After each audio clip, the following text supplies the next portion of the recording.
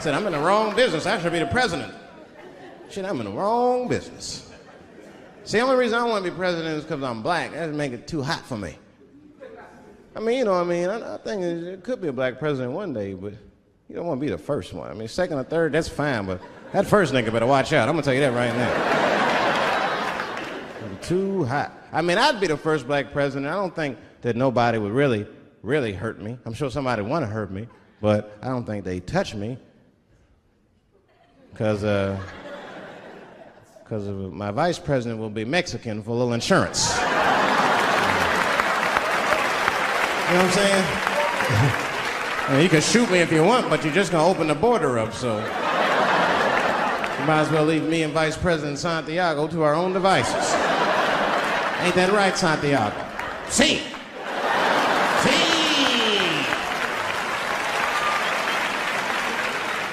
Elian can stay.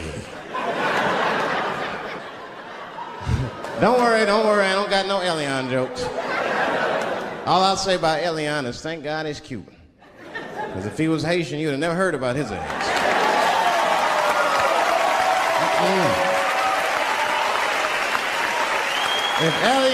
If Elian Gonzalez was Elian Mamumbo from Haiti, they'd have pushed that little rubber tube right back in the water. Sorry, fella, all full. Good luck.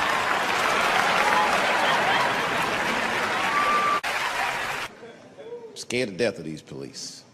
I am, nigga. I got a police scanner. First money I got, this is the first shit I went out, bought me a police scanner. I just listen to these motherfuckers before I go out, just to make sure everything's cool. You hear shit on it. Calling all cars. Be on the lookout for a black male between 4'7" and 6'8". Staying in the crib tonight, fuck that. Gotta work on that alibi for a minute. Every black person needs an alibi. I do them impromptu joints. If I'm by myself and need out, I'll just open up the windows in the apartment, turn all the lights on, start beating off right in the window. Look at me. Hey, everybody, look, it's me, Dave Chappelle. I'm crazy, I'm jerking off. Note the time, motherfuckers. It's 2:35. Look at me, I'm jerking off in the window, 2:35. Comedian Dave Chappelle is June 10th. Note the time.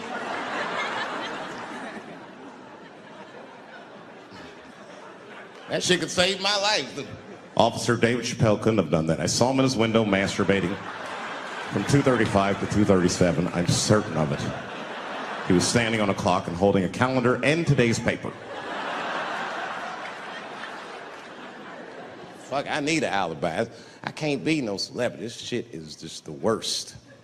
I'm seeing it. I see why stars are crazy, man. These motherfuckers. I went to Disney World with my kids, which is a big deal for me. I don't get to see my kids so much. I do Chappelle show 20 hours a day, sleep for like half an hour, raise my kids for 10, 20 minutes, and I go back to work. Now, this particular day, I got to hook up with the kids. We went to Disney World. Everybody at the park, fucking everybody. Hey, I'm Rick James, bitch. Hey, I'm Rick James, bitch. It's like, hey, man, hey. You mind not calling me a bitch in front of my kids? Time out, motherfucker. We take a day off. Even Mickey Mouse did it. I said, this is the most unprofessional shit I have ever seen in my life. Rick James, bitch. Oh, I was fed up. I caught that motherfucker with an uppercut. Bop! Knocked his head clean off. Everybody was screaming. Oh my God, oh my God. Mickey Mouse is Mexican. That's the thing, there's so much stuff to worry about. You know, the more you know, the more you don't know and shit. You know, like a lot of people be telling me, Dave, you know, you just gotta relax. The racism thing be bugging you too much. I be thinking about it. Sometimes shit'll happen. You know, a lot of black people can relate to this. Have you ever had something happen that was so racist that you didn't even get mad? You were just like, God damn, that was racist. I mean, it was so blatant, you were just like, wow. Like, almost like it didn't even happen to you. It was like a fucking movie. That was like you was watching Mississippi Burning. Wow. That happened to me. I was in Mississippi.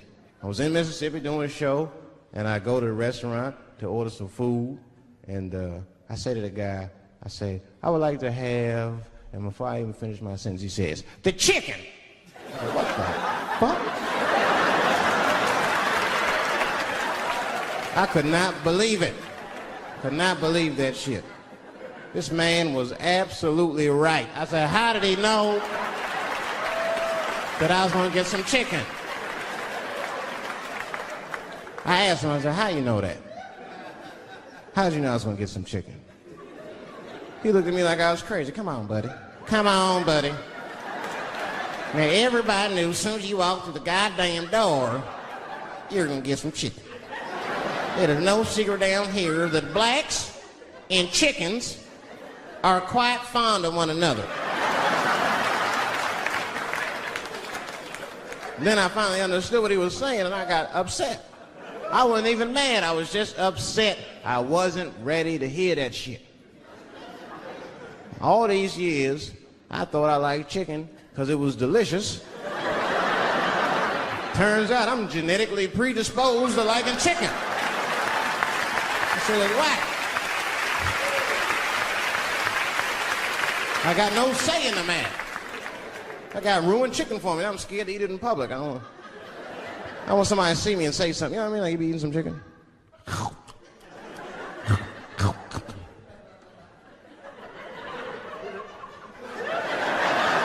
Look at him. He loves it. Just like it said in the encyclopedia. Look how happy he looks.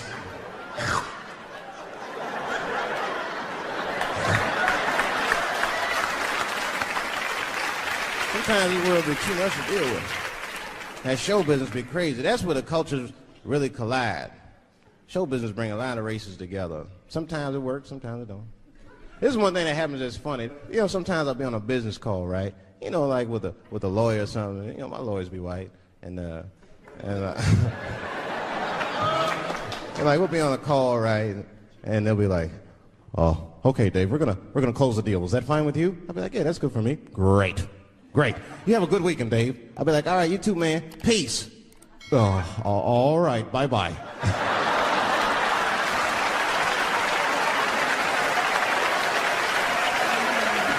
I don't know what to say, right? So sometimes I'll make up shit that's not even slang, just to see how they handle it and shit. It'll be the same business go, all right, we're gonna close the deal. Is that fine with you, Dave? Yeah, sounds good to me. Great. You have a good weekend, Dave. All right, buddy. Zip it up and zip it out. Oh. All right. Zippity-doo-dah. Bye-bye. I don't deal with jails. Don't deal with jails, and I don't deal with police. My house got robbed in New York. I didn't even call the police. I wanted to, but I couldn't. My crib is too nice. It's not that it's too nice, but it's too nice for me. You know how the police are in New York. Soon as I open the door, they'll be like, oh, he's still here. Open and shut case, Johnson. Apparently, this black guy broke in and hung up pictures of his family everywhere. Never seen anything like it.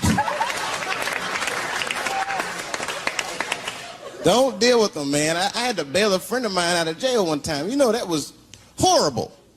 I was scared. I had to walk right into the belly of the beast.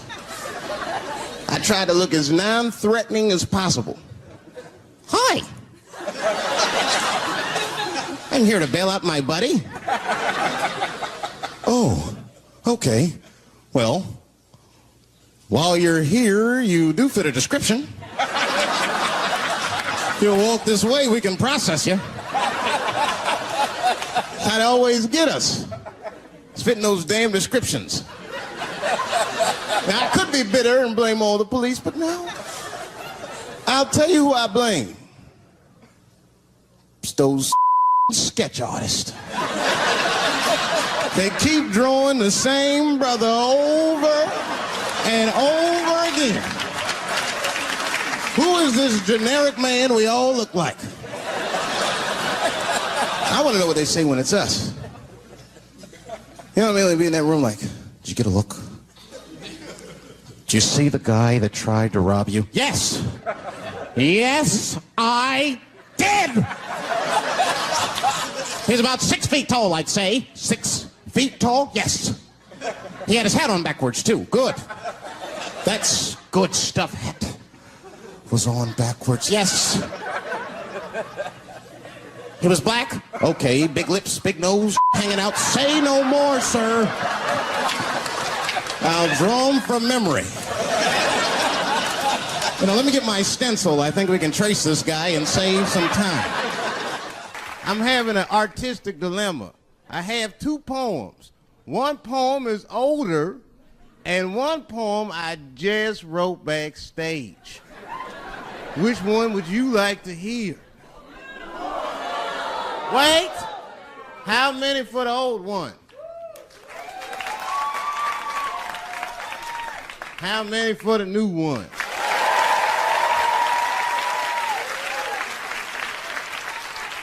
All right, so remember, if it sucks, you ask for it.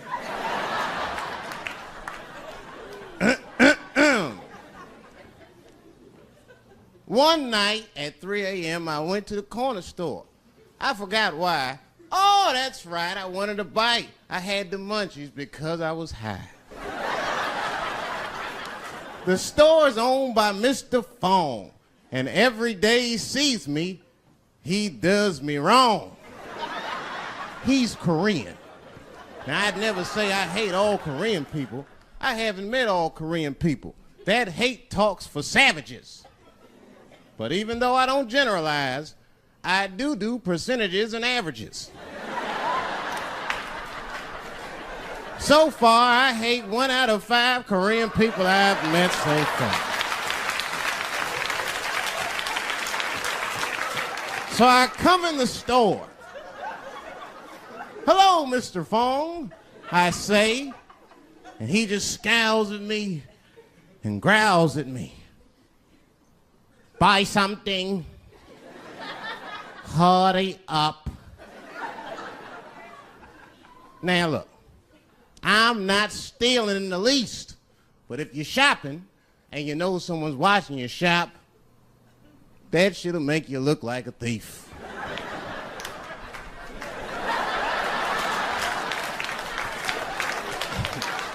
Mr. Fong said, hey, I've been watching you since you came in the door. Buy something now or get out of my store. Now, I couldn't take it anymore.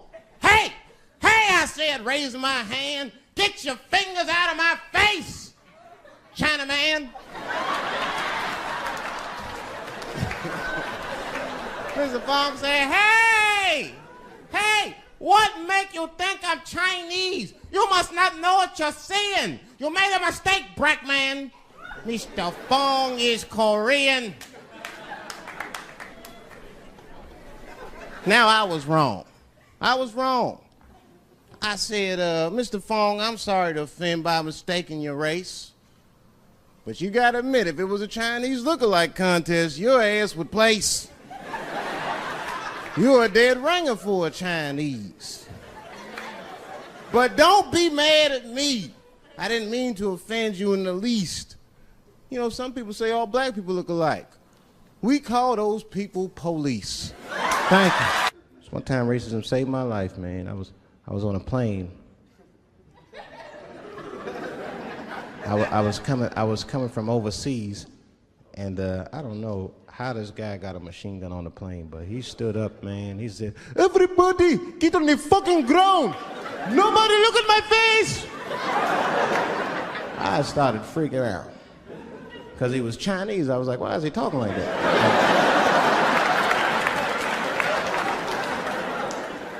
I was screaming and crying. I was the only brother on the plane. Well, I thought I was the only brother. I looked over, there was one other black dude. He was from Nigeria. I looked over at him, he was looking right in my face, man. He didn't say 2 words to me, he just looked at me, he was like...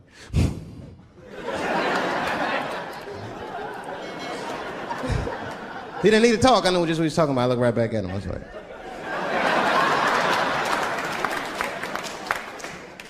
Some white dudes on the front of the plane seen us, they were like, oh my God. I think those black guys are gonna try to save us.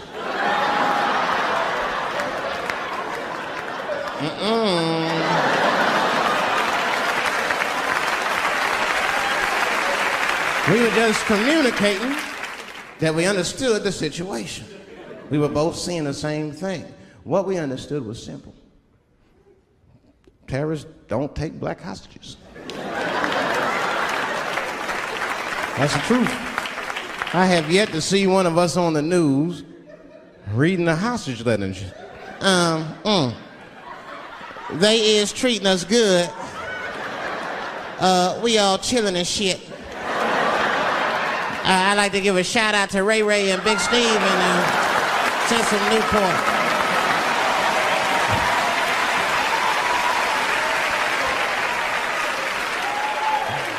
You're not gonna see it.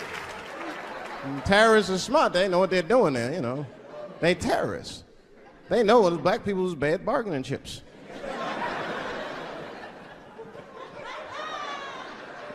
They called the White House and said, hello? We have got 5 black... Hello?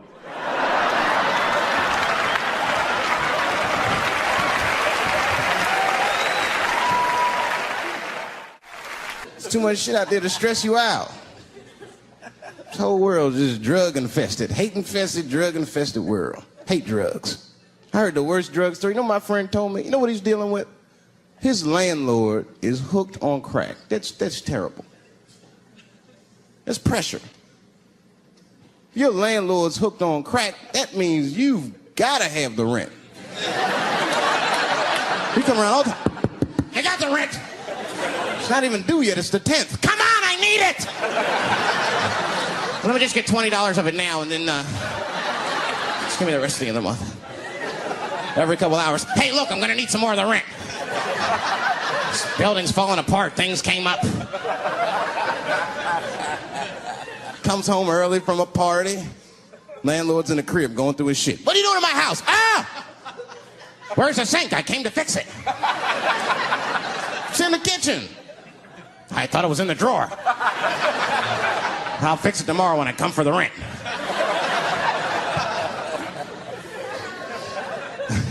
You know what I hate about drugs? I hate when like people my age and older get hooked on crack. I hate that shit. You're too old to be experimenting with the drugs at a certain point. You should be past that. You ain't doing it by a certain point, you just miss it. Drugs are really for old people anyway. You 75, you've earned the right. Shit, if I was 75, I'd do coke, heroin, everything. I wouldn't give a fuck. I'd be walking down the street, they'd be like, boy, that old man is tripping.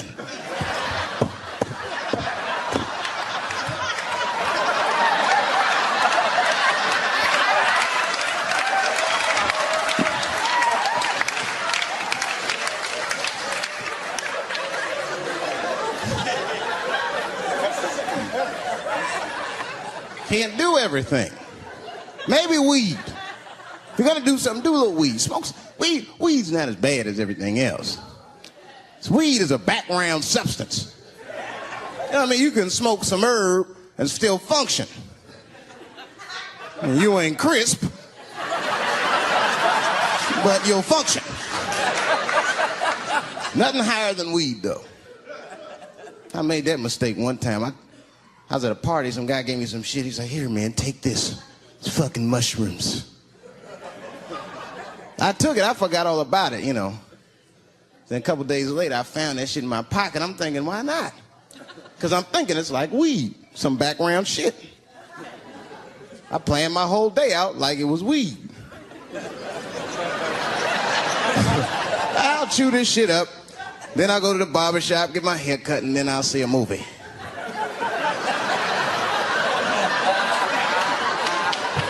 I chewed it up. So far, so good. Then I was in a barber shop like an hour later. And it's funny because I was just thinking to myself, I was like, ooh, this stuff sucks. Tastes like athlete's foot. I feel sick, but I'm not really high. Then I looked in the mirror.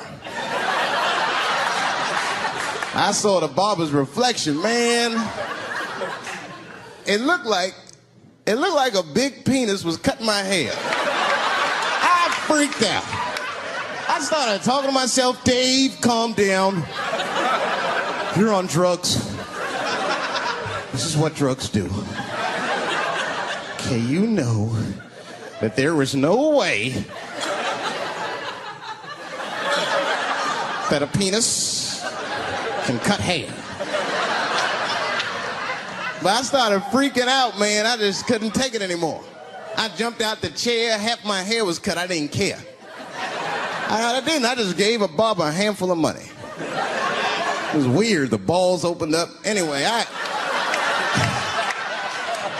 ran home, man. I ran home as fast as I could. Tripping. I looked at the clock, it was 2:42. I was like, damn, 2:42? I gotta sober up. I had never been this high this early. I took a shower. I was still high. I said, maybe music will do the trick. I listened to every CD I had. I was still high. Exercise, that's what I'll do. I ran around the block 4 times, still high. Took a nap, woke up, fucked up. I looked at the clock, it was 2:43. I said, God damn. I've been accused of having sex with a girl I did not have sex with before. And let me tell you something, that shit is infuriating. You ever go through that, you know, it'll make you crazy. You be screaming at your best friends, I didn't touch that bitch, nigga, I'll kill you. Fuck you, nigga, I'll kill you. Please believe me. Please believe me.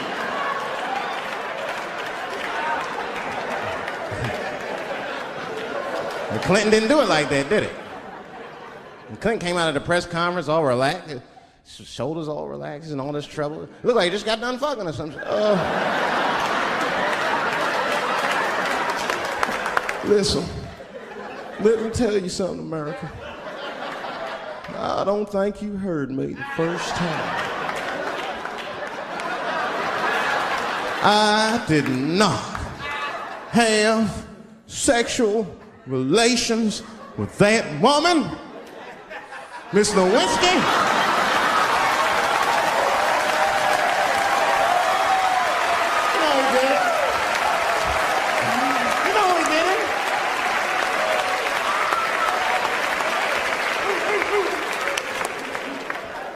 Everybody knew what that finger smelled like. Nobody cared. Nobody cared. We all watched. We was disgusted, but we kept watching the news. I know I did. I was taping it. See, I'd be at the crib like, baby, turn the lights off. The news is coming on. Every week on 60 Minutes was a different girl accusing Clinton. Remember Kathleen Willey came out? She was upset. The president called me into his office. He began massaging my breast slowly. I'm sorry.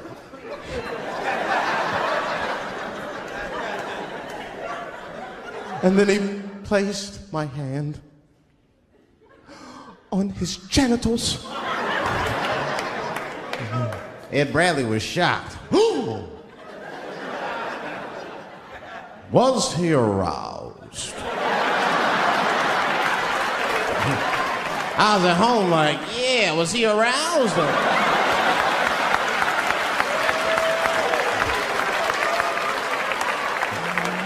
And then Ed Bradley looked right in the camera. He said, don't bust that nut yet. We'll be right back.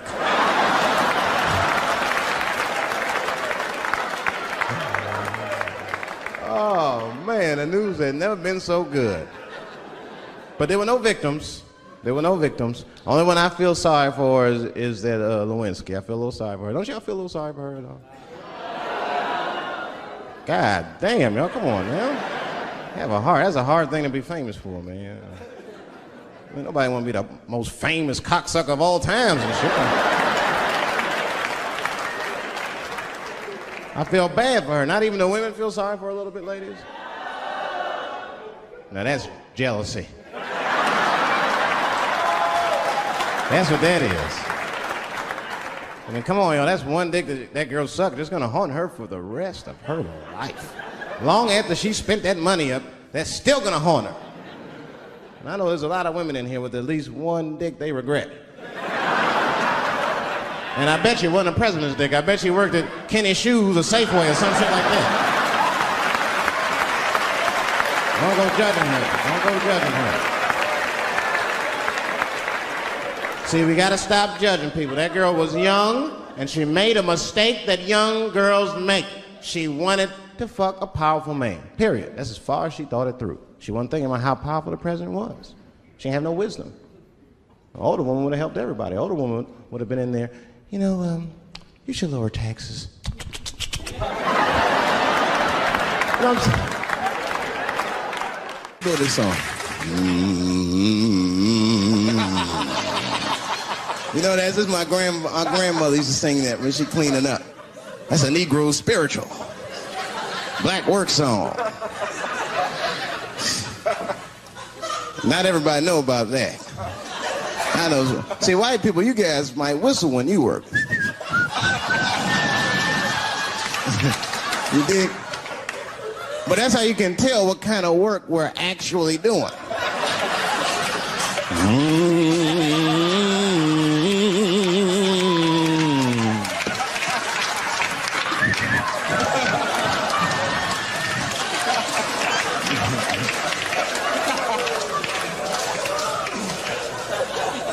I study that kind of I do. Anything that has to do with race. I read a little here, see a little there. And I travel. That's always good. Traveling has made me a racism connoisseur, if you will. You know, it's different from region to region. Anyone ever been down south? So you guys know what I'm talking about. Now, the racism down there is just... it's perfect. It's due to a perfection. It's comfortable, it's out in the open. There are no secrets in Mississippi. Everybody knows the deal. Morning, nigger. Morning, sir.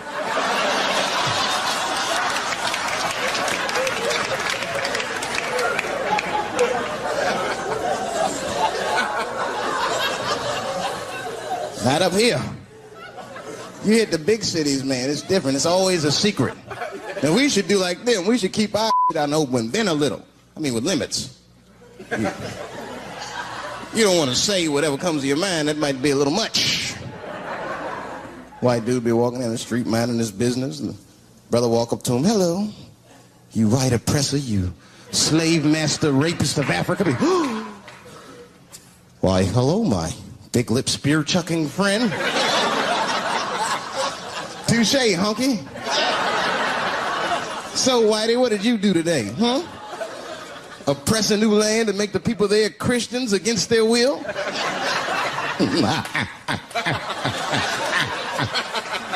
What did you do, fella? Burn those big black lips on a crack pipe as you missed your job interview? Easy, Whitey, you're cutting deep. All this chit-chat has got me thirsty. If you will excuse me for a moment, I'm going to go to the Korean store and get something to drink. Ching-a-ling! Hello. You slanted-eyed, ruining the economy in our neighborhood by opening stores and taking the money out the community. Chink! Well, good afternoon, you browse around but never buy anything, suspicious looking nigga. After a while, that might be too much.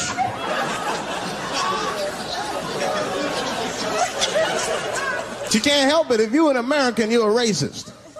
We brought up from the beginning to think in generalizations. We never look at the individual. We rarely look at the individual. I'm a racist. I know I'm a racist. You know how I know? The other day I caught myself being racist against myself. There's so much going on, I got mixed up. Forgot whose team I was on.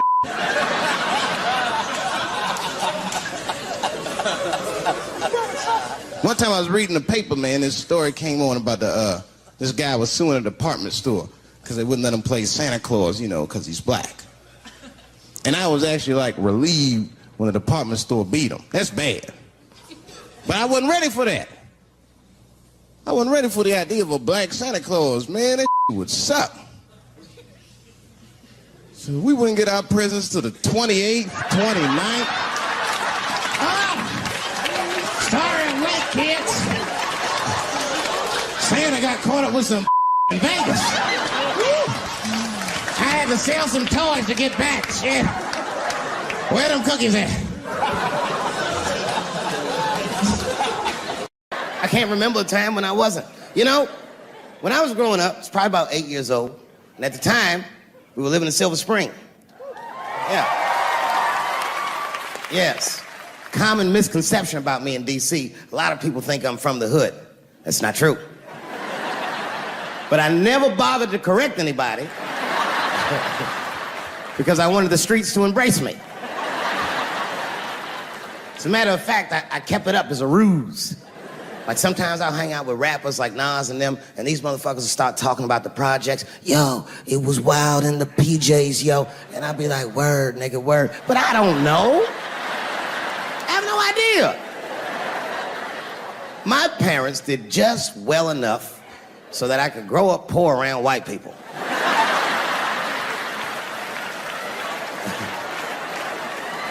And to be honest, when Nas and them talk about the projects, nigga, I used to get jealous. Because it sounded fun. Everybody in the projects was poor, and that's fair. But if you were poor in Silver Spring, nigga, it felt like it was only happening to you. Nas does not know the pain of that first sleepover at a white friend's house. And you come back home on Sunday and just look at your parents like, y'all need to step your game up. Everything at Timmy's house works. Remember the first time you saw that? In a cold winter, and you'd be at a white friend's house and see the motherfuckers in their living room without their coats on?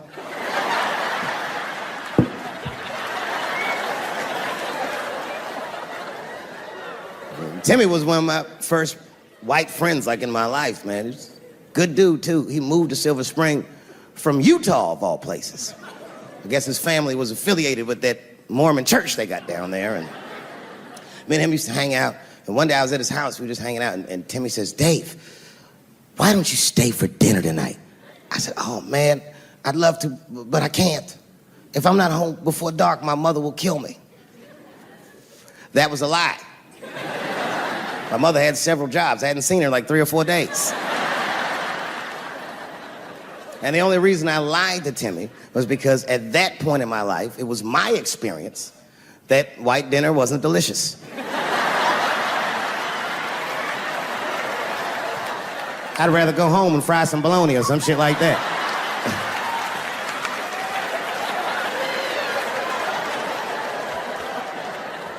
But then old Timmy threw me a curveball I wasn't expecting. He said, oh, it's too bad you can't stay, Dave, because Mom made stovetop stuffing. I said, what the fuck? Stovetop? Well, hold on, nigga. Let me make some phone calls real quick. I had seen that commercial so many times, I had dreamt of getting my hands on some of that stovetop stuffing.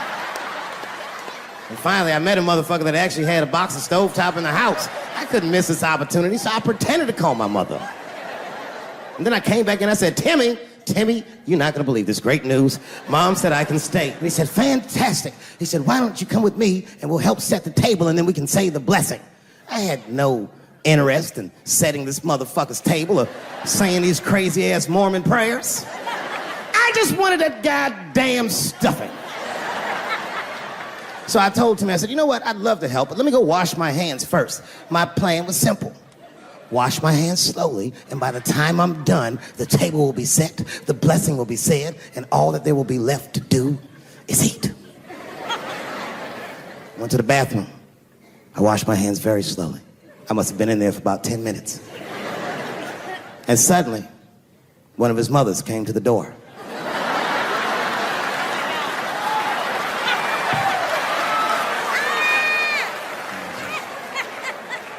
She was like, hi, David, right? I said, yes, ma'am. She said, Timmy tells me that you're planning on staying for dinner. I said, I hope that's not a problem, ma'am. She says, no, it's no problem. In fact, we'd love to have you. It's just that we weren't expecting company. And I'm afraid there's not enough stovetop stuffing for everybody. So I kicked her in the pussy. Bam! Ladies and gentlemen, I told you I'm dope, nigga. I told you what I was gonna say and you still didn't see it coming. And that's why I make the big bucks.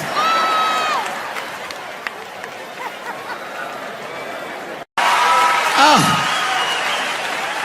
I'm goddamn sick of it. This is the worst time ever to be a celebrity. You're gonna be finished. Everyone's doomed. Michael Jackson has been dead for 10 years, and this nigga has 2 new cases.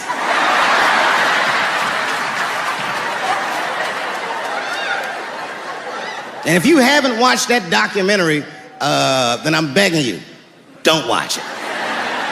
It's fucking gross. I felt like HBO was sticking baby dicks in my ears for 4 hours straight. Really nasty shit. I don't want to know all these things. Turns out, Michael Jackson allegedly likes a long gander at the anus. So they said he stares at people's buttholes. That's what they said. That's how gross the documentary was.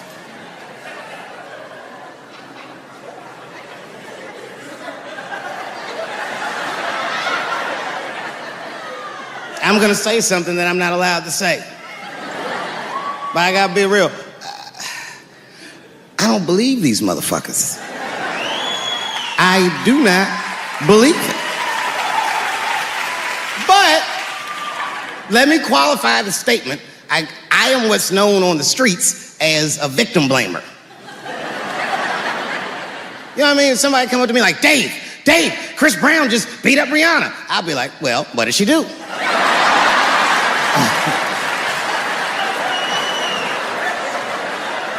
Dave, Michael Jackson was molesting children.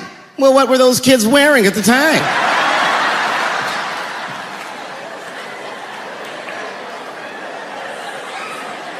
I don't think he did it. But you know what? Even if he did do it, you know what I mean? You know what I mean? I mean, it's Michael Jackson. I know more than half the people in this room have been molested in their lives. But it wasn't no goddamn Michael Jackson, was it? This kid got his dick sucked by the king of pop. All we get is awkward Thanksgivings for the rest of our lives.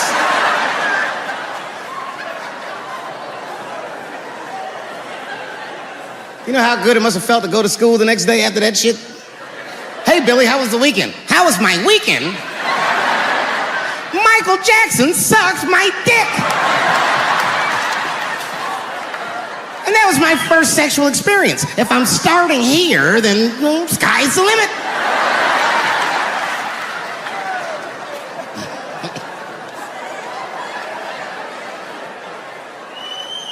I know it seems harsh, but man, somebody's got to teach these kids. There's no such thing as a free trip to Hawaii.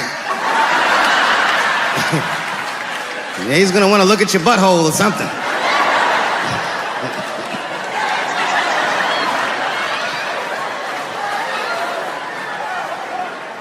You know why I don't believe it? You know why I don't believe it? Because if Michael Jackson's out here doing all this molesting, then why not Macaulay Culkin? Macaulay Culkin said in an interview that Michael Jackson never did anything inappropriate with him or even around him. Think about that shit. You know, I'm not a pedophile. But if I was, Macaulay Culkin's the first kid I'm fucking, I'll tell you that right now.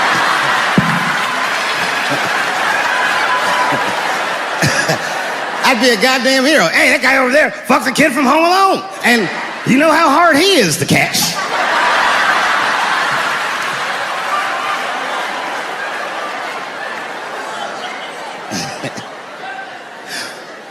My mind's telling me no.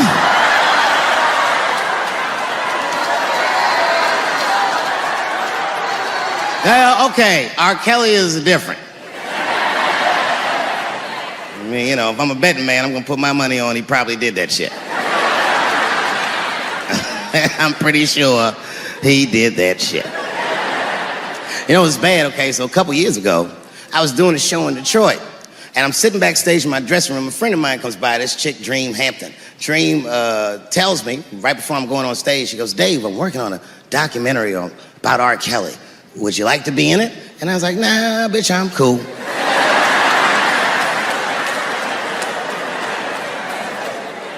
I went on stage, I just forgot about the shit. And then 2 years later, the documentary comes out, Surviving R. Kelly. And when it comes out, Dream's promoting the shit, and she keeps bringing me up. She said, I asked Dave Chappelle to be in my documentary, and he said it was too hot for TV. Bitch, I did not say that. That does not even sound like how I talk. Oh, that's too hot for TV? I would never say that shit.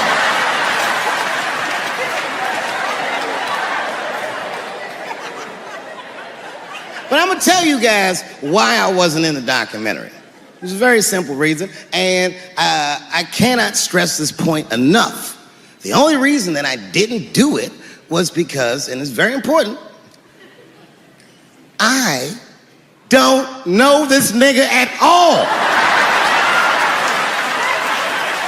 I don't know anything. I don't know anything that they don't tell me about. I don't hang out with this nigga, nothing. So what the fuck do I gotta be in the documentary for? This guy, R. Kelly, got another sex tape out now.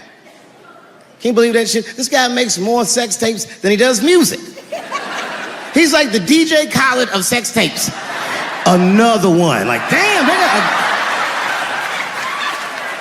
it's a lot of tapes. The new one's so bad that they didn't even show it. I've never seen anything like this. The prosecutor in Chicago came out in a press conference and read to the media a transcript of a sex tape. Have you ever heard of such thing? This nigga read the sex tape. And it was so bad that R. Kelly sounded guilty in the transcripts. It's fucking amazing. 16 times the girl's age was mentioned. Isn't that crazy? This motherfucker is an idiot. He was fucking her like, yeah, this is the best 14-year-old pussy I've ever had in my life. And she was like, you like this 14-year-old pussy? He's like, oh yeah, I love this 14. I'm like, man, you need to shut the fuck up.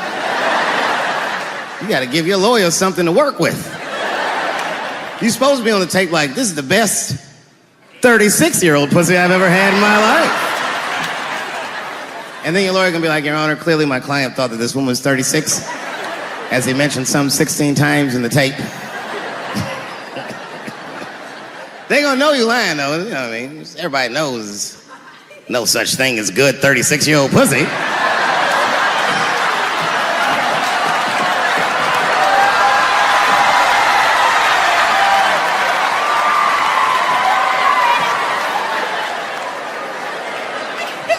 Doesn't matter what I say. And if you at home watching this shit on Netflix, remember, bitch, you clicked on my face.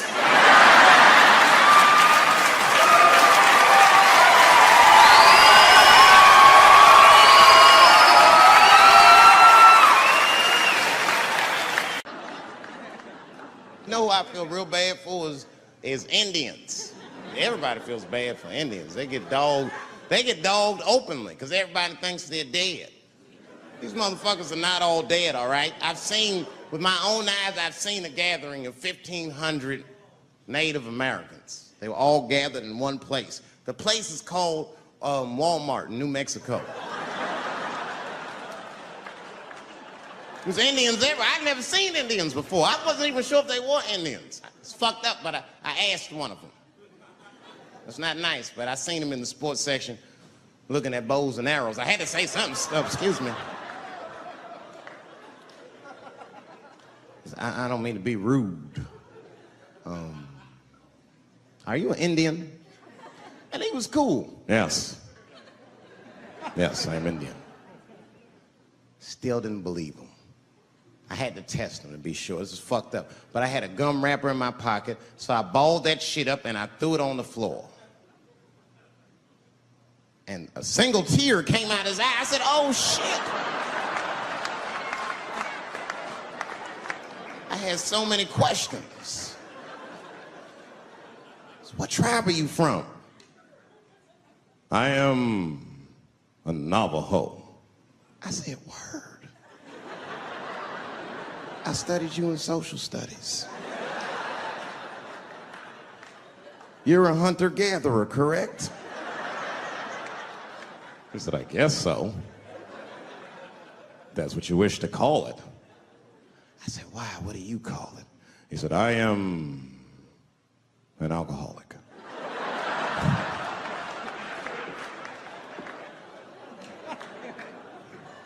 I said, well, what's your name, dog? He said, please. Dog is my cousin. That was a good guess. My name is Running Coyote. What is your name, friend? And that shit caught me off guard. I mean, I didn't want to say my name was Dave to a motherfucker named Running Coyote. This don't feel good enough. He just put me on the spot. I said, huh? My name, what? Oh, my name's Blackfeet. Then I changed the subject. Forget about me. What's going on with you? I want to meet your chief.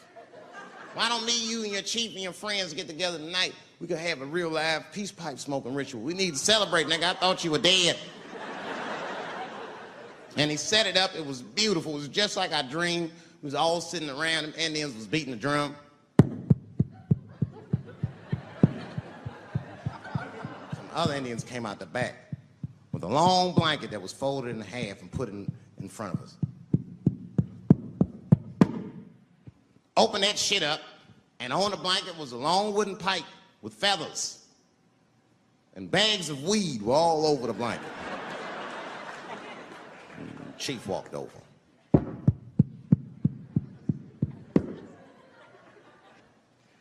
The big ones are 50. The little ones are 25. And these are 10.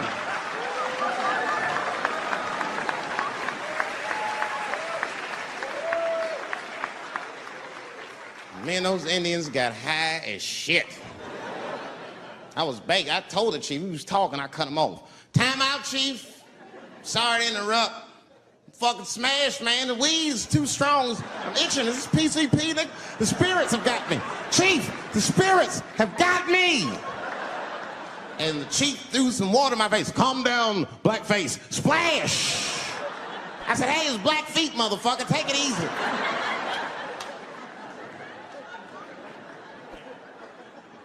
Blackfeet, you're welcome to stay amongst me and my tribe for the night until the spirits leave you. And they gave me my own teepee to sleep in, which sounds nice. I personally felt like it was a little fucked up, you know, because they all had houses, man. It's like, why can't I sleep with y'all in the house and watch TV? Like, I can't be on this grass all night.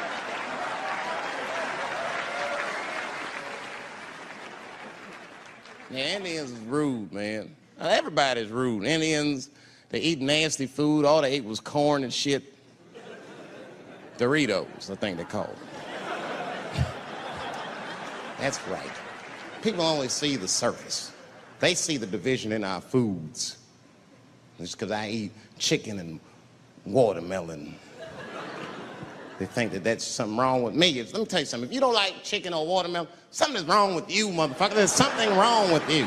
Where are all these people that don't like chicken and watermelon? I'm sick of hearing about how bad it is. It's great.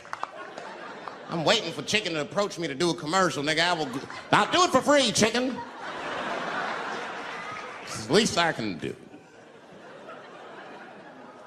They make fun of Latin people for eating, what y'all eat? Beans, rice, corn. Listen, that's not a reason to hate a motherfucker, all right? It's funny, but it's not a reason to hate. The only reason these things are even an issue is because nobody knows what white people eat. You've been very good at keeping that shit a secret amongst yourselves. I study white people. You don't know that. I'm writing a paper on you. Not even for school, nigga, just to do it, just to get, I'm just doing this independent research. I'm spending my money, that's why I'm working so hard. I follow you around grocery stores. They freak out. I just try to peek in the cart. They always say, get away from my cart, nigga. What are you looking at? Chicken and giblets are over there. You must be lost.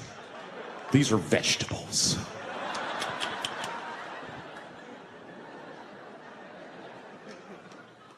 I know what you drink. See how quiet it got? Grape juice. Surprise, motherfuckers, you didn't know I knew about grape juice, did you? Oh, don't play dumb with me. Looking at what is it? A lot of black people don't have the privilege of knowing about grape juice because they have grape drink. It's not the same formula that you get. Ain't no vitamins in that shit. You might have one of your black friends over. Todd, would you care for a glass of grape juice? What? Nigga, what the fuck is juice? I want some grape drink, baby. It's purple. I don't think I know what a grape drink is. What? I have some apple juice if you want. What the fuck is juice? I want some apple drink. Scream.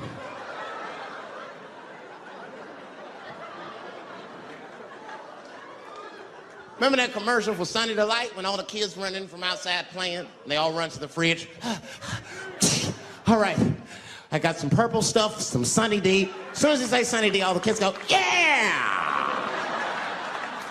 Watch the black kid in the back. If you ever see that commercial again, look at that black kid. He'd be like, I want that purple stuff. That's drink, nigga, that is drink. They want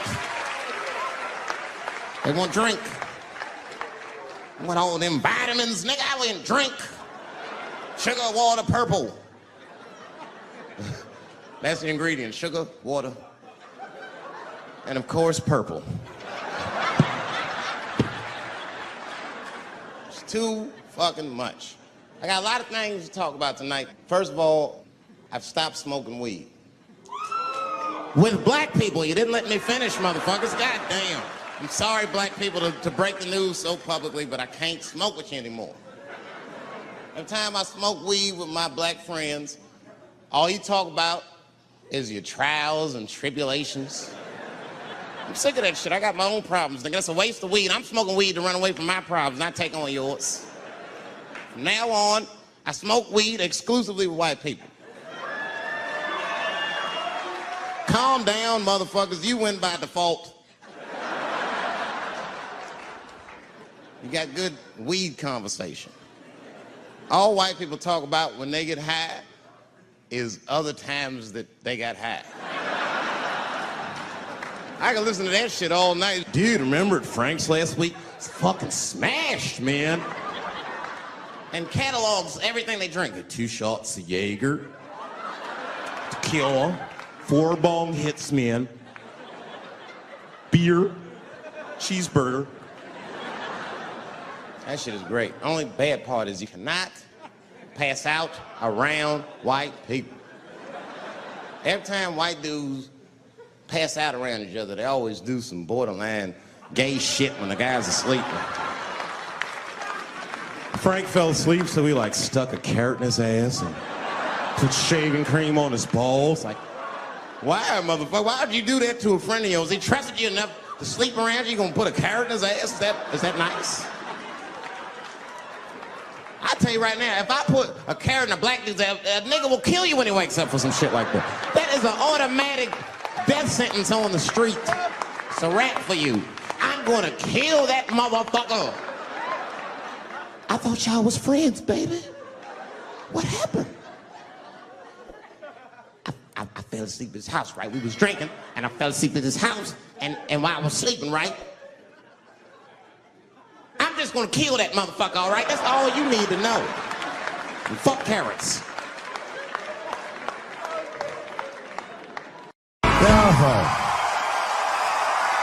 Thank you. Thank you very much.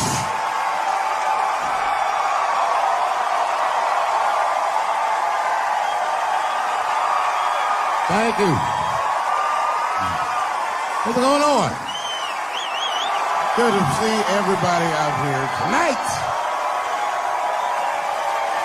Thank you. Hey, have a seat. Everybody be comfortable and relax. Oh my gosh, good to be back in Austin, Texas. It's good to know that Plaid is back in.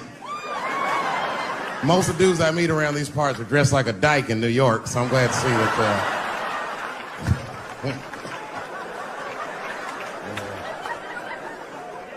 Man, fucking Texas, this place is pretty good.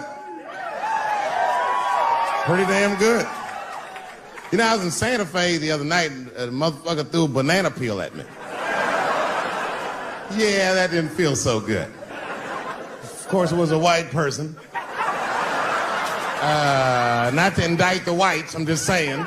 And then not only did he throw a banana peel at me, but it was premeditated. You could tell. You could tell the peel was too brown, you know what I mean? It was like, you didn't eat that banana recently, motherfucker. You had that shit waiting on me.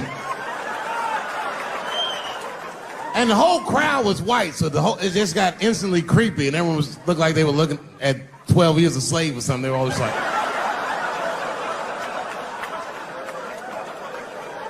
Who the fuck does that?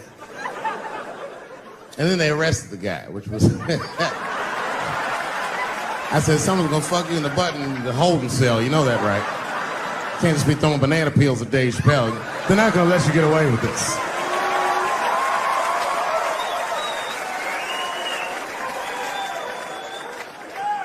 And the press called me up like, do you have a statement? A statement? For a fucking banana peel? No! I don't have anything to say. This guy was like fucking famous for throwing a banana peel at me. 20 years from now, he's gonna be tucking his kids in the bed and the kid gonna be like, Daddy, tell him about the day that you threw that banana peel at that nigger in Santa Fe. Boy, I'll tell you what, that black motherfucker saw his name up on the marquee about a week before. I said, man, if I could just get close enough to meet him, throw a banana on that nigger and show him how.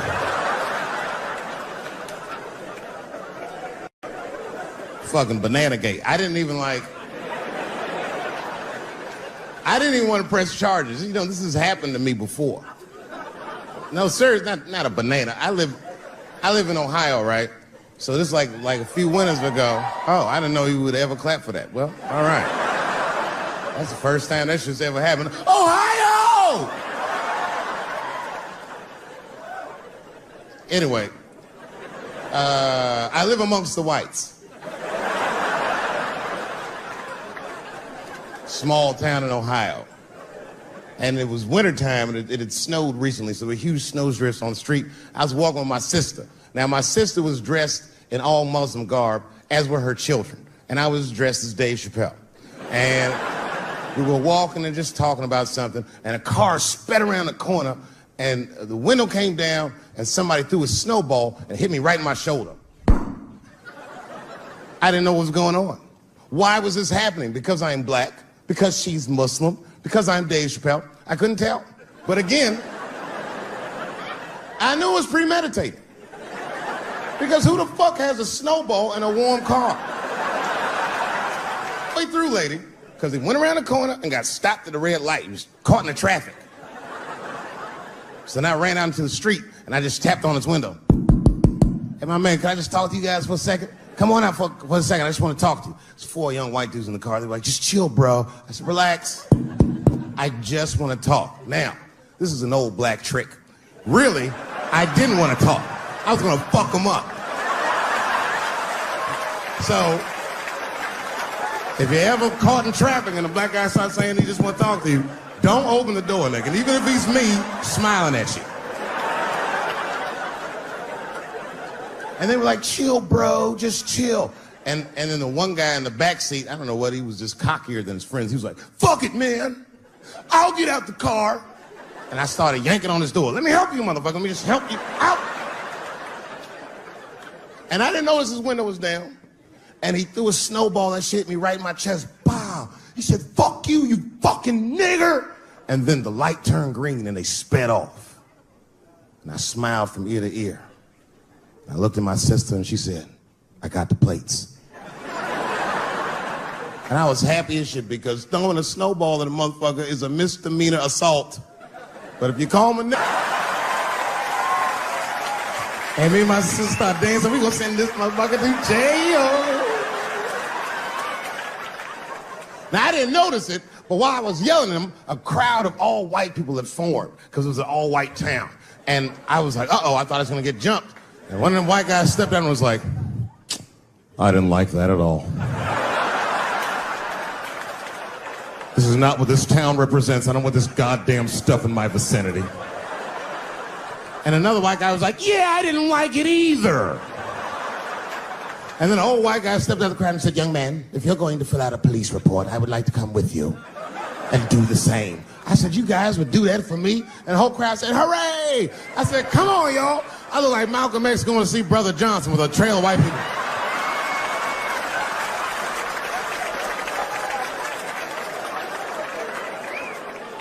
Unreal. Hour later, we was all just sitting in the police station, and the police came in and like, well, Mr. Chappelle, 16 identical police reports. We ran the tags, 2 young men that had their mother's car. We have all 4 suspects in holding. Their mother is here. It's up to you. Whatever you want to do. If you want to press charges, we'll move forward. Sorry about that, officer. I'm a little flustered. I've never been in a position where I could decide the fate of white children before, but it's weighing heavy on me, sir. And I really can't decide. And I saw a lady pacing back and forth in the hallway, and I said, is that? He goes, yes, that's their mother. Well, can I speak to her before I make a decision? And when the mom came in, she saw it was me. She busted out crying. Oh, God, I don't know. I don't want him to go to jail. I am so sorry. I didn't raise him to do this. We love your comedy. We love you at the house. I said, miss, please, just, all right, look, I don't necessarily want your son to go to jail either. But what he did was pretty fucked up. So, is there something we can do short of jail just to let him know that he's wrong? She said, oh, I don't know. What did you have in mind? Miss, I've never been in this position before. Oh, you know what we could do? I don't know if I'm asking too much, but maybe if you could just suck my dick a little bit. Just a little bit. I'm not gonna finish. I just want you to do it enough so that I can tell him you did it. I'm kidding. I wouldn't do that to anybody's mother. Maybe my kid's mom, but that's it. Ebola was in Texas. Ebola made a visit. Killed that man in Dallas. 5 days that man melted to death.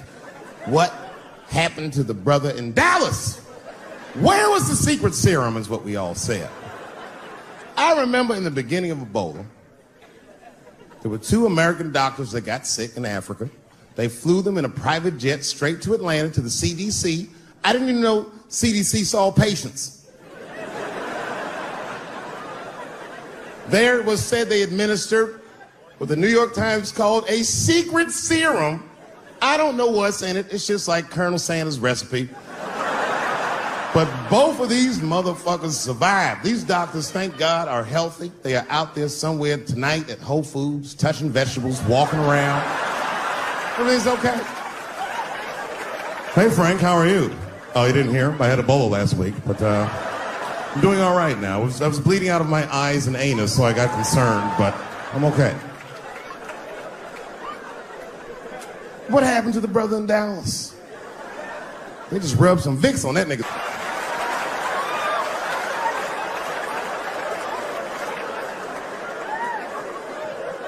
I knew he wasn't gonna make it.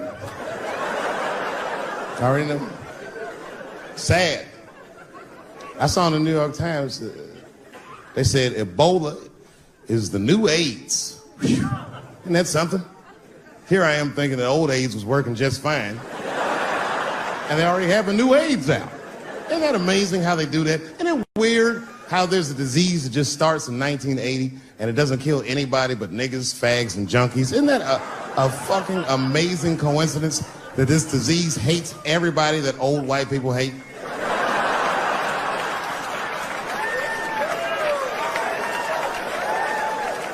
I think either God is white or the government hid that shit in disco balls. Only fun people get AIDS. Last month on the front of the New York Times, the measles was a headline. I had to check the date of the paper. I was like, measles, what is this, 1850? What the fuck is this? Why is measles in the news? Turns out they were trying to decide if mandatory vaccinations for children is the way we all want to go. Any thoughts? I'm sorry, ladies and gentlemen, I don't know. I don't know about this one. First of all, black people generally don't trust doctors. After the Tuskegee experiments and all that shit. More importantly, don't forget Michael Jackson was killed by a doctor. Granted, he was doing drugs, but if I was a heroin addict and I had a licensed physician injecting heroin in me, I should survive that.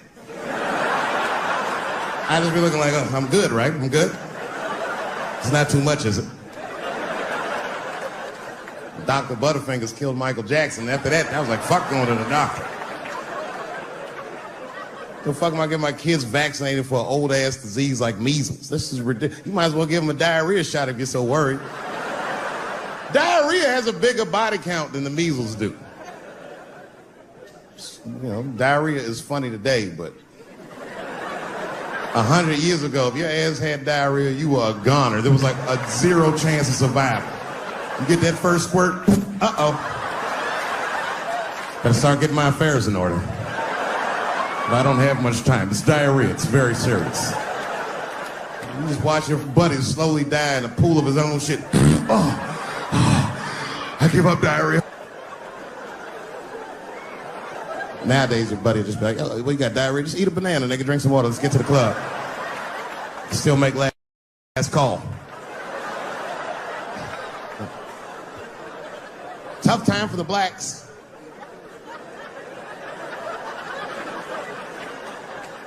These are not good times for the blacks. I don't know if you know what I'm talking about, right? Police are killing us again. It's a very unfortunate set of circumstances because we were doing very well. America has a racial hot seat. I think we can all agree that that's the truth. And we can also agree that that hot seat is traditionally occupied by African Americans in general, African American men in particular. Although I can see that in recent years, that seat has been occupied by Mexicans, and I dare say Arabs. And we, the black Americans, would like to thank you both for your sacrifice and your struggle. We needed a break. We needed a goddamn break. We all go through something, but at least I can leave my backpack someplace. If you Arab and forget the backpack, you got about 20 minutes before they send that robot to blow your shit up. Fuhad. Now ISIS is #1 on the terrorist charts. And ISIS is fucking scary. Because if ISIS catches you, they're going to cut your head off. That's what they do. I've seen them do it on YouTube. It was fucking awful. He looked right in the camera and say, Obama, I am back. I saw that shit. I said, oh my God. Don't like.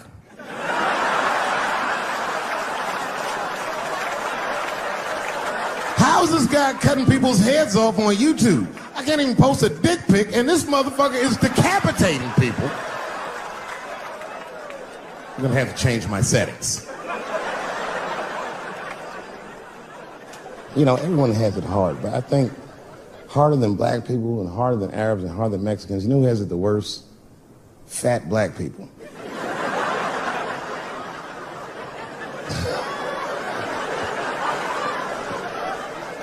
It's hard for white people to understand, but that's what I'm saying is very true. Fat black people have a really rough road because all manner of things kill white people. But you know what kills more black people than anything, more than police and terrorism? Salt, nigga, regular. Here, white people are getting Ebola cures and shit, and meanwhile, I'm dying from fucking the flavoring.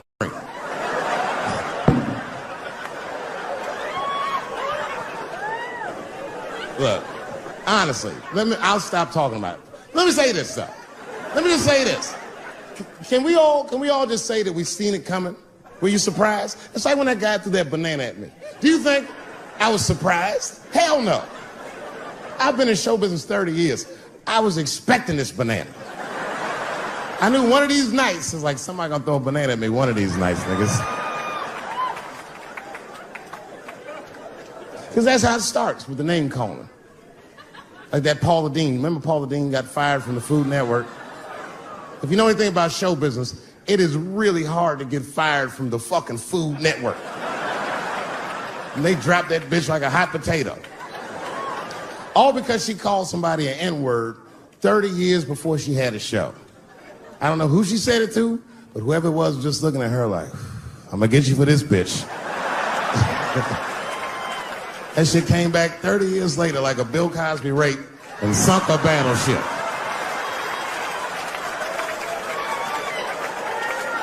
And every black person was mad, but we weren't like that mad.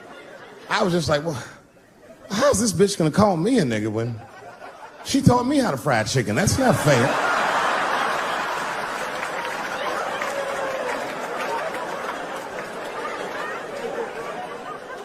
I think Donald Sterling shit was more serious. Remember Donald Sterling? He used to own the Clippers, and then he got caught on a secretly recorded tape saying some very unsavory things about African Americans. And there's a lesson in that for all of us. The lesson is, if you are old and white and racist in this great country, whatever you do, don't tell your black girlfriend about that shit, because that's who made the tape. She recorded all that shit, and the tape was terrible. He was like, stop bringing these black guys to my games. First, we're all confused, like, well, how the fuck are you gonna have a game without us? But it turned out that the black guy he was speaking of was none other than Magic Johnson, the billionaire. Unbelievable. Never even mentioned the fact that he had AIDS, which is, this guy must be really racist if AIDS is the footnote. Well, you gotta be careful, baby. He got the old Ebola.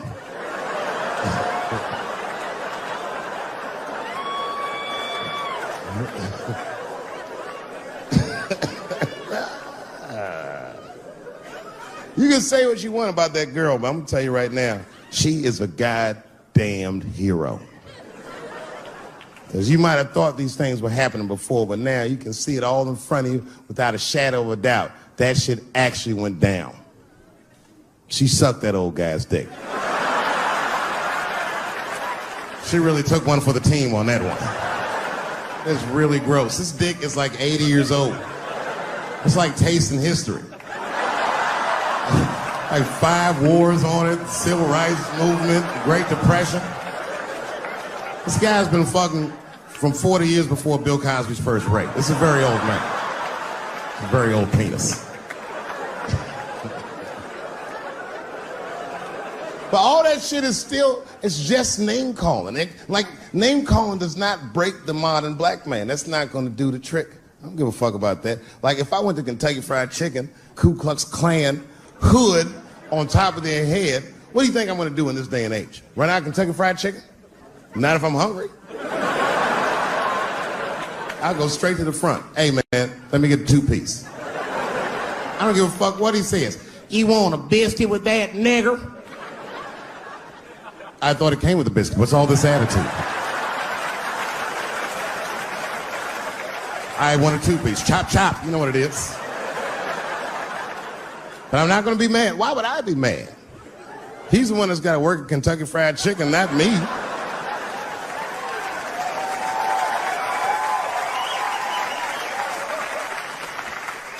Well, how about this? What if I lived in Austin and I had a white girlfriend? It's possible in Austin. As a matter of fact, some people say it's necessary, but that's not the point.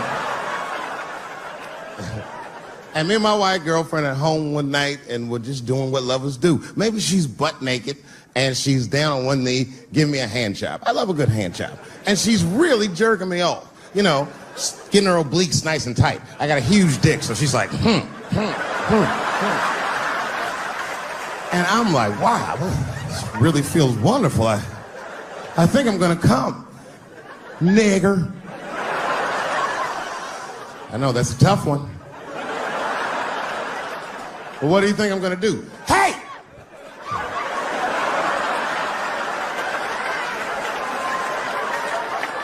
That's no time for integrity, ladies and gentlemen. I'm busting that nut in her face. I'll sort through the ethics later. But I'm what they call a man of his word. If I say I'm coming, oh, I'm coming. I don't give a fuck what happens. God forbid somebody could shoot me. If I say I'm coming, it's still like, oh.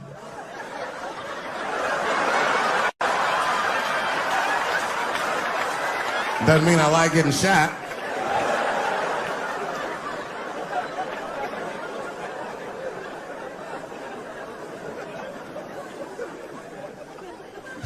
Boy. Yeah, tough time for the blacks. I'm not gonna say nothing about the police. I'll leave that for Chris Rock.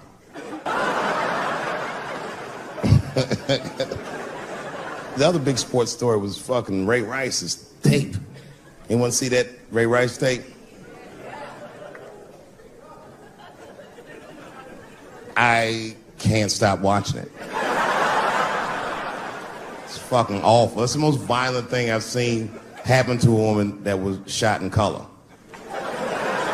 Really fucking bad. Like, if I could have froze time at that moment and gave Ray Rice some advice, I don't think there's any way possible I'd be like, you should punch her in the face.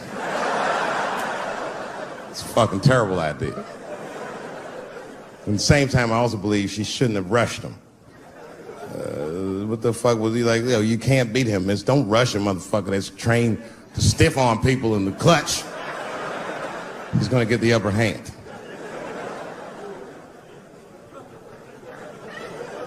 The only reason I bring him up is because, you know, he's about to play football again. You didn't know that? The NFL was told by a federal judge they had to reinstate Ray Rice because he was transparent with their investigation. He told them exactly what he did, and they can't just change your writ. That's like if I'm hanging out with my buddies and I'm like, hey guys, guess what I did last night? I fucked this big fat girl I met at the club. And they're all like, oh shit, Dave, that's crazy. And then they see a tape of me doing it, and they're like, we can't hang out with you anymore, Dave. That's not what this crew is all about. I'll be like, what? I told y'all what I did. What's really fucked up is the tape was made before they were married. Isn't that weird? I don't know why she'd do that. I don't even know why he would do that. As a guy, would you want to live with a woman that you had once punched in the face with all your strength? That's some very bold color purple type shit. Seeley, come out here and shave me.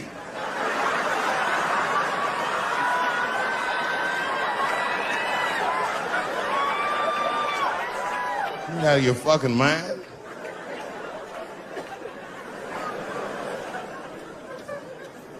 I had to ask an older friend of mine just to get some perspective. This older black dude. Actually, the fairest person I've ever met. And I asked him, I just said, hey man, I said, did you see that Ray Rice video? And instantly he was like, David, that shit was disgusting. I wonder what she said to him.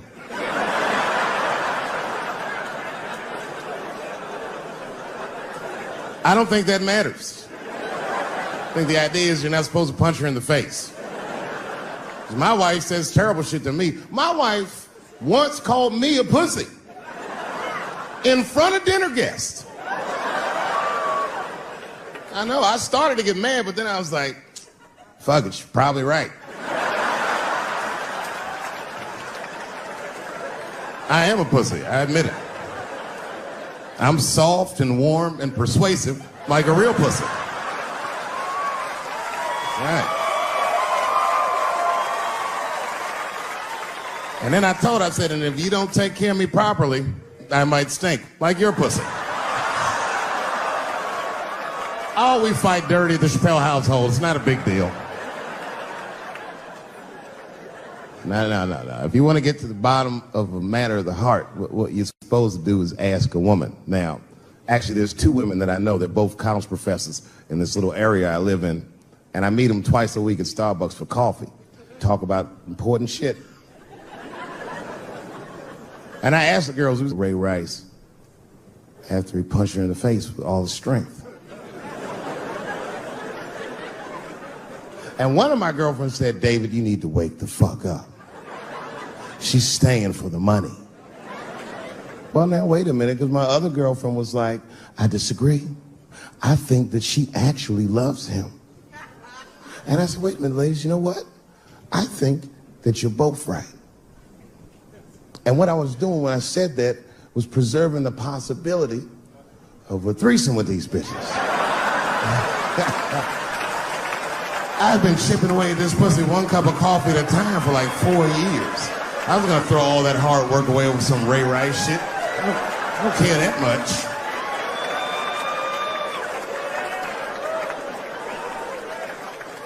I'm just being real. It's fucked up, man. It's a tough time for the blacks. I love you too. And then here comes the banana peel. I'm waiting on it any second. You know, that's how it starts.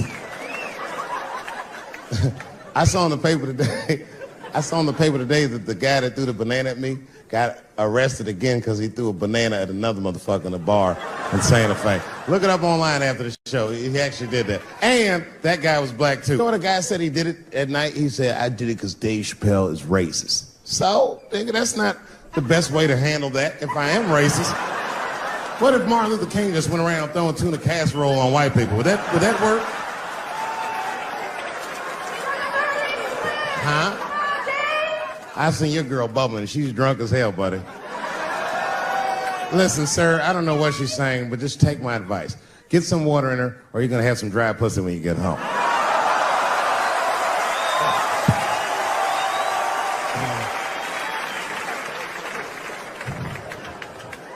His dick's gonna be shaped the fuck up tomorrow. Santa Maria. Who got a cigarette in here? Anyone got a cigarette I can borrow? Yeah, you fella. Yeah, please. Well, let me see this. This is a Marlboro menthol. This could have been anybody. If it was a Newport, I'd be like a black dude threw that up. But a Marlboro menthol, that's one of them riddles.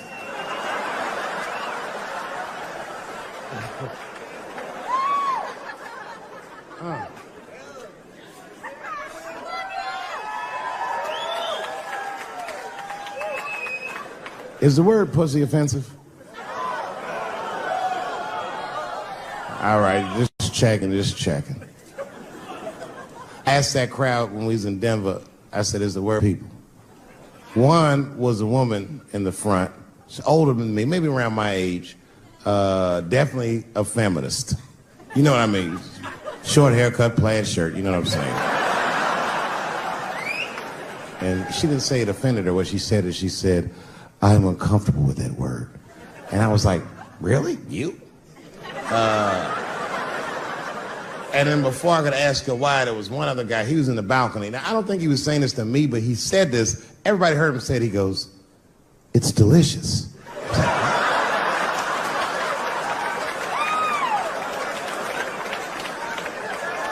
I don't think I've ever heard pussy called delicious before in my life. Now, this is not to say that it's bad, but it's definitely an acquired taste. I don't think any of us tasted pussy our first time like, hey, it's good. It needs something.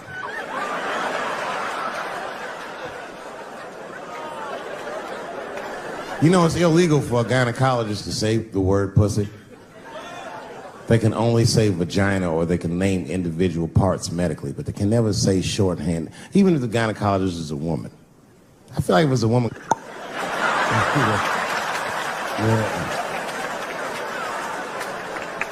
I don't think men should be allowed to be gynecologists. That shit is a conflict of interest. Even when my wife was pregnant, we used to go to the gynecologist. And he'd put her legs up in that stirrup like this. He'd be like, all right, Miss Chappelle, just try to relax. I'd push it back up, motherfucker, I got this. Just tell me what to look for.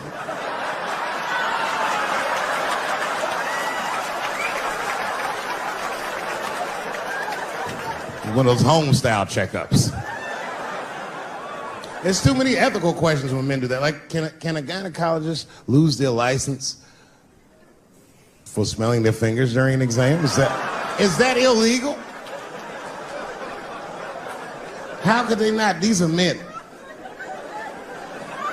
It's like if you have a good barbecue, you don't even think about it. You just...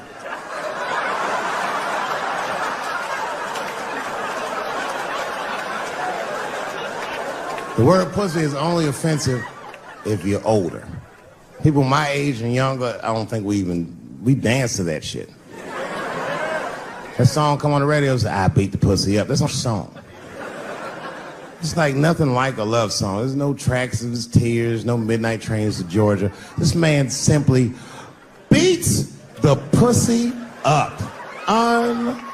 Unbelievable. You don't even know if he's having sex with these women. They might just pull their pants down. He'd be like, "Bow, G-Unit."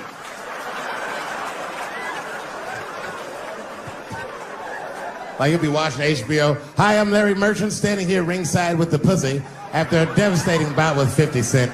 Pussy, come over here and let me talk to you for a second. My God, you look terrible. Your lips seem to be swollen. You're bleeding a little bit. Tell me, pussy, what happened inside of that ring with 50? I don't know, Larry. I felt really good in the first round. I was ready to fight.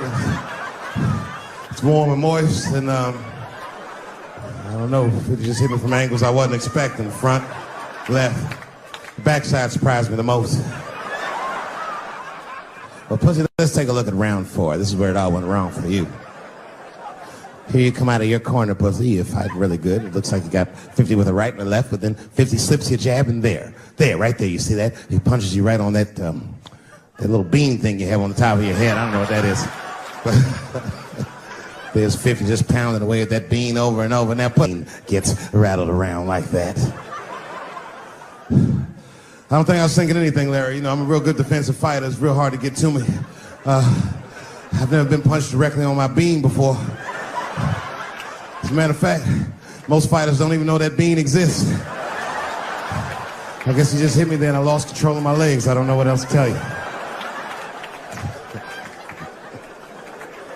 I like when Lil Wayne talks about pussy. Lil Wayne used to have that song. He say, I got a bitch that plays movies in my jacuzzi. And then it goes like this. Pussy juicy. That shit always makes me laugh, because no guy says that, you know what I mean? Only Lil Wayne would say some shit like that. If he was fucking a girl, she's like, is this pussy good? You're not gonna be like, it's juicy. It's good. The pussy was juicy. That's why I'm not Lil Wayne, because if I was in a hot tub with a girl and I could tell that the pussy was juicy while I was in the hot tub, I'd probably get out of the tub. I'm a germaphobe. I just picture Lil Wayne like, what is this strange oil floating in my hot tub water juice? That shit was so funny to me, I must have wrote like no less than 40 jokes with the punchline pussy juice. And all of them worked to some degree 100% of the time. I'll do one more just so you believe me, okay? All right. And this next piece, it's a special episode of CSI. For some reason, Lil Wayne's guest starring as the lead detective, okay? That's the setup. Are you ready? Here it goes. Has anyone else been on this crime scene? No. It's very strange. This place is virtually undisturbed. No forced entry. No sign of a struggle. Shine your flashlight right here. I just slipped in something. What is this? What is this? It glistens in the light. Smooth to the touch. Pussy juice.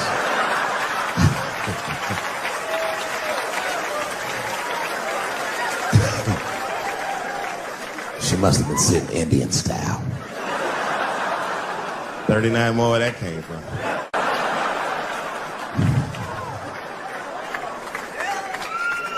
Everybody's mad about something. Recently, I got attacked online by some gay bloggers, and it hurt my feelings. have no problem with gay people, but I fucking hate bloggers. I'm not saying it because this person was gay. They was acting like a bitch online. They was like mischaracterizing my jokes, trying to make a point off of me, when it was really, it's like, yo, I'm your ally, motherfucker. I'm not trying to stop gay people. I got better shit to do. This motherfucker was saying things to try to get gay people to beat me up. Seriously, he was like, Dave Chappelle's jokes. I don't know how he actually talks when he's making his voice up. Dave Chappelle's jokes were an affront to the manhood of all gay men. What the fuck does that mean? I didn't say anything that would allude to gay men not being men. I know you men. In fact, what could be manlier than fucking another guy in the ass? It's the most gangster shit I've ever heard of in my life. I told you I'm not cut out for that. I'm a pussy. You know what I said? That's all I said. First of all, I'll tell you right now what I said. And I will tell you that this was not a joke. It's a true story. And I just happened to tell it. All right, what happened was I went to a gallery party, all right? I don't know who in here has ever been rich before, but these are very nice parties. You know, wine and cheese and ball of conversation.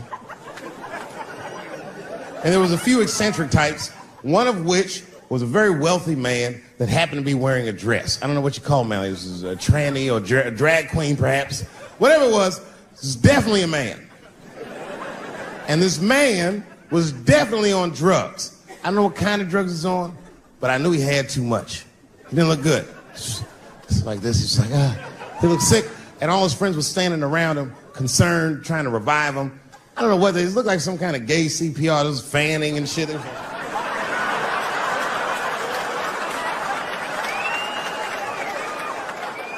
I saw all this from a distance. Now, I should have minded my own business, but I got curious. I was like, oh.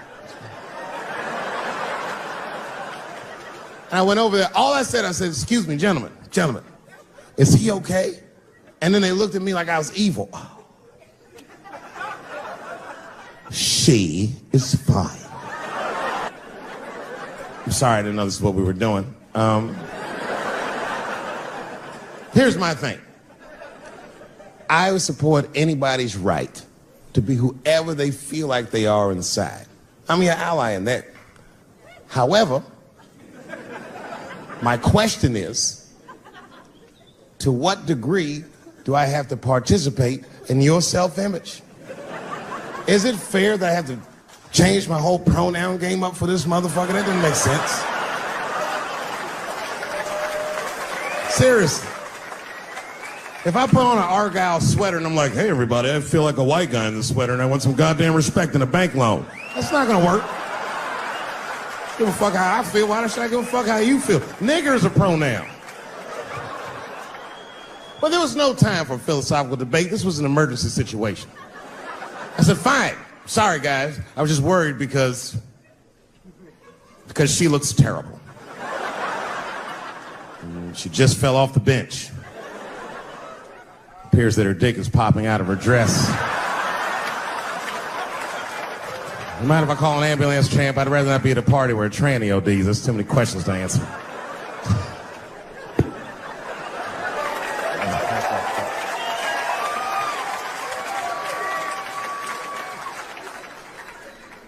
Okay, I've been through this before. I had a friend from high school. Now, in high school, this guy was a thug, right? He was a fucking dope boy. He did it all. He's a wild dude. People used to be very scared of him. And then after high school, word on the street was he'd come out the closet. I personally didn't believe it. I bring him up because last year, he calls me out of the blue like, yo, what's up, man? I got your number from so-and-so, and I heard you're going to be in New York doing a show. Could I get some tickets? I was like, fuck yeah, get some tickets, man. How you been? He said, well, we'll catch up at the show, man, but yo, I appreciate it. I'll see you soon. I said, all right, man, take care. And I was about to hang up, and I couldn't resist. I was just like, hey, nigga, I heard you was gay. What's going on with that?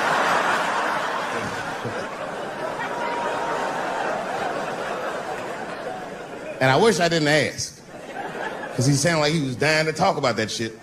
And he had a long story about it. And it's not that I didn't care, but I was, I don't like talking on the phone. I was watching TV at the same time.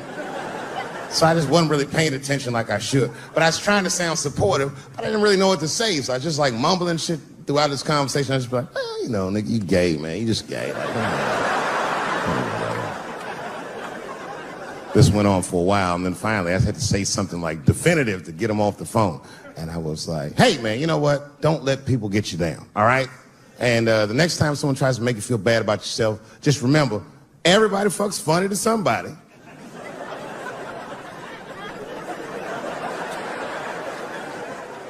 He didn't like that shit. He's like, what the fuck does that mean? I said, huh?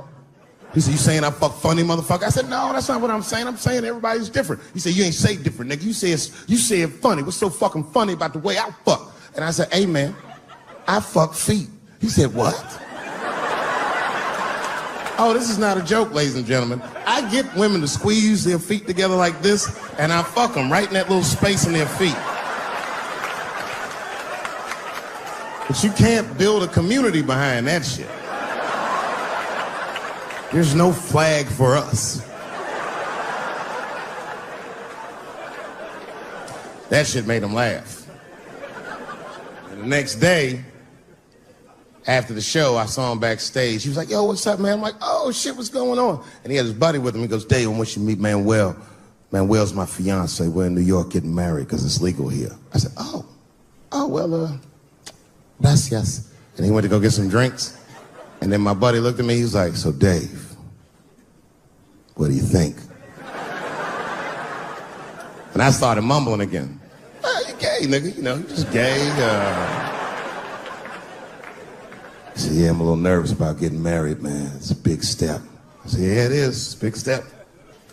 He said, well, you've been married for a while. You got any advice for us? No, I'm married to a woman. Sorry about that. And he corrected me. He said, no, you married the person that you love. So it's essentially the same. I said, you know, man, the problem with that statement is that it makes the assumption that I love her. But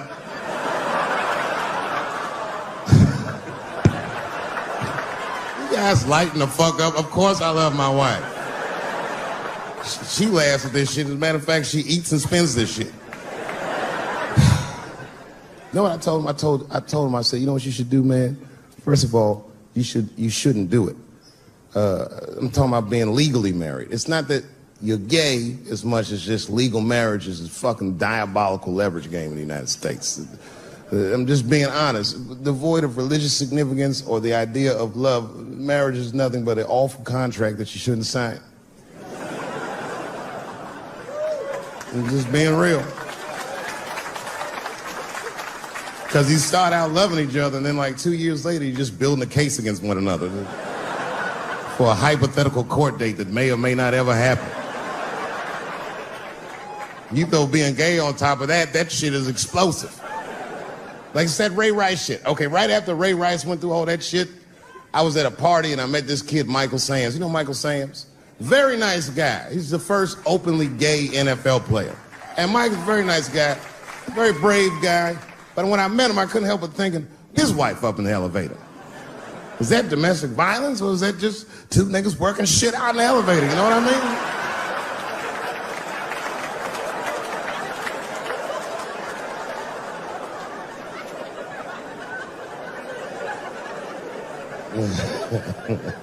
Anyway, I give all married men the same advice, gay or straight.